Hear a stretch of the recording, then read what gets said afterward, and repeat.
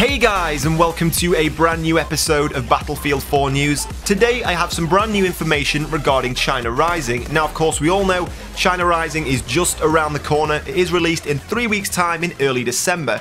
Now this is the first of 5 DLCs to be released over the coming year for Battlefield 4. We have China Rising, Second Assault, Naval Strike, Dragon's Teeth, and finally Final Stand. Now these are released all the way up to summer 2014, so they are spread out quite a lot. Now some of you guys may have already paid for all of these if you have purchased premium, or maybe if you pre-ordered Battlefield 4 you will have got China Rising for free. Now of course China Rising is nothing new. We've heard and seen quite a lot about this DLC. We've seen the artwork which reveals the H-6 bomber plane. We've even seen some of the gameplay itself in some trailers revealing very jungly hillside environments very similar to the Vietnam map pack we saw in Bad Company 2.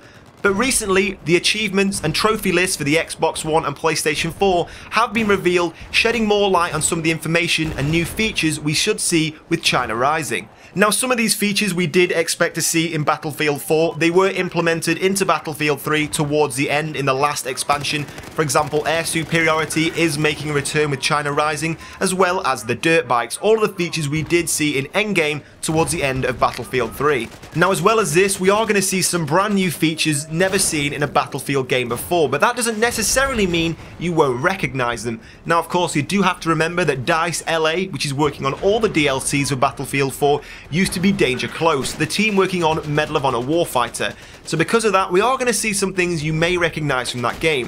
The first of which being the SUAV, or the Small Unmanned Air Vehicle. Now this of course was a small tiny plane you could throw into the air that worked as a UAV that flew around the map.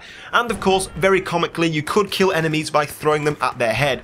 Now it does look like, by looking at these trophies, this is still a possibility. You can get a silver trophy called Mini Kamikaze by killing an enemy with the SUAV. So it does look like you can still, quite comically, throw this at enemies' heads. So that should be quite a funny feature you should be seeing quite a lot of during China Rising. Now as well as this, there's also another silver trophy for getting a kill with the bomber. Now of course, from the artwork, as I already mentioned, we have seen the H-6 bomber, and that is the Chinese bomber jet. So we are of course, I assume, going to see a Russian and an American version as well in the game. We haven't yet been shown which kind of bomber planes they're going to be, and we still don't quite know how these bomber planes are going to work. Are they going to be flyable? Are they going to be just like large jets? Or is it going to work like the AC-130? Maybe this moves around in the sky and someone can command it and just drop the bombs. Maybe it's a commander tool and they can only use it. So we're not too sure yet how the dynamic system of the bomber planes is going to work. So it does look like with China Rising we're going to see some features we may have actually expected to be in the base game of Battlefield 4, such as the dirt bikes or air superiority, but of course it does mean getting these features out of the way early on means in later DLCs we've got space for more brand new features. Now of course, once again, we know China Rising is going to be 4 brand new maps, as it is the case with most DLCs.